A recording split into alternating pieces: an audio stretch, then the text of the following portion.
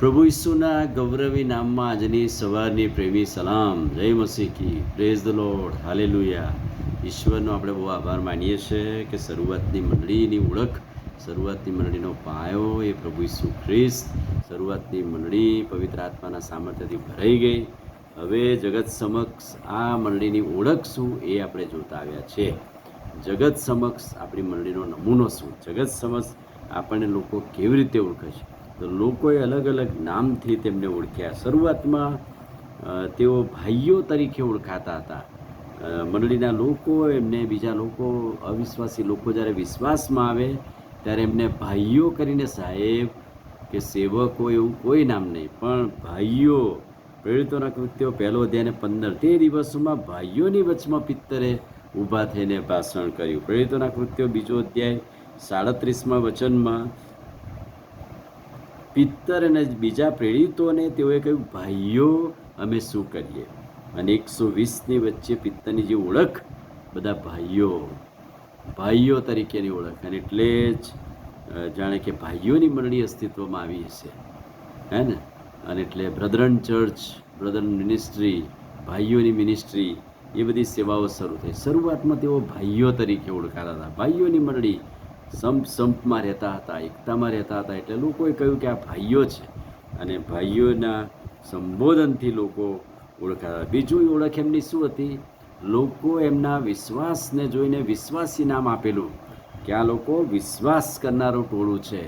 અને એટલે પ્રેરિતોના કૃત્યો 4 અધ્યાય ને 33માં વચનમાં વિશ્વાસ કરનારાઓનું મંડળ, એક મનનું, એક ચિત્તનું, એક હૃદયનું. એટલે લોકોએ જોયું કે વિશ્વાસ કરનારાઓની સંખ્યા તો વધતી જ જતી જાય છે. પ્રેરિતોના કૃત્યો 4 અધ્યાય 4 વચન કે 5,000, 6,000, 10,000 વિશ્વાસીઓનું ટોળું વૃદ્ધિ પામ્યું. ભાઈઓ તરીકેની ઓળખ, વિશ્વાસીઓ તરીકેની ઓળખ. આપણી ઓળખ બીજા લોકો શું કહે છે? વિશ્વાસી. અને જેમ મેં કહ્યું કે ભાઈઓ, તો ભાઈઓની મંડળી અસ્તિત્વમાં આવી, બ્રધરન ચર્ચ ઓળખાયું. વિશ્વાસીઓ નામ પડ્યું તો વિશ્વાસી પૂરા ગામ ઊભા થયા. આખા ગામ વિશ્વાસીઓનું ગામ. આ બધા અહીંયા વિશ્વાસી લોકો રહે છે, એવી એક ઓળખ ખ્રિસ્તીઓની હતી. અને માટે ખ્રિસ્તીઓની ઓળખ વિશ્વાસીઓ તરીકે હતી. ત્રીજી ઓળખ શું હતી? સંતો તરીકે ઓળખાતા હતા. સંતો કોને કહેવાય? જે સભાસદો સંત તરીકે ઓળખાય એટલે સમર્પિત થયેલા, પસંદ કરાયેલા લોકો, પસંદ કરાયેલી પ્રજા. અને એમને જગત કે લોકો સંત કહેતા હતા. સારું જીવન જીવે, સમર્પિત જીવન જીવે તો લોકો કહે છે કે ભાઈ આ સંત છે. સંત પાઉલ, સંત પિત્તર, અને સંતના બિરુદ એમને પ્રાપ્ત થયા, અને લોકો સંત કહેવા લાગ્યા. સંતનું જીવન કેવું હોય? આ જીવન, સમર્પિત જીવન, પ્રભુની સેવાના મહિમાને માટે. ત્યારે લોકો એમને સંત તરીકેનું બિરુદ આપે છે.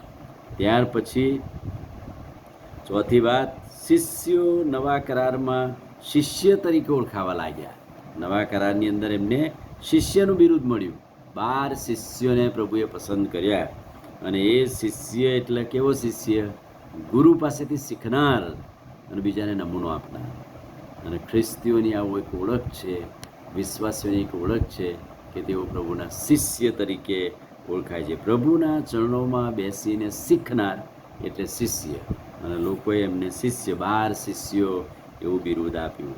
અને છેલ્લી વાત, 5મી વાત, ખ્રિસ્તીઓ તરીકેની ઓળખ પ્રાપ્ત કરી. શરૂઆતની મંડળી એ ખ્રિસ્તીઓ નામ પ્રાપ્ત કર્યું. ક્યાં લખ્યું છે? પ્રેરિતોના કૃત્યો 11મો અધ્યાય 26મું વચન, શિષ્યો પ્રથમ અંત્યોખમાં ખ્રિસ્તીઓ કહેવાયા.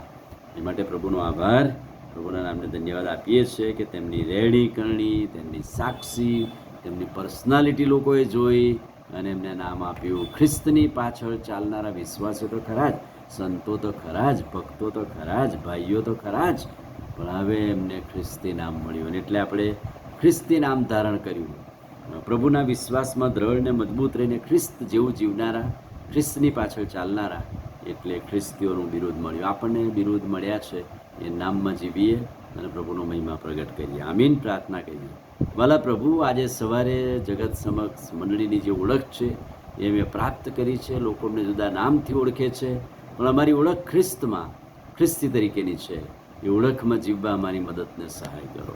પ્રભુ ઈસુના નામમાં અમે આ પ્રાર્થના કરીએ છીએ. સાંભળો ને માન્ય કરો. આમીન. God bless you.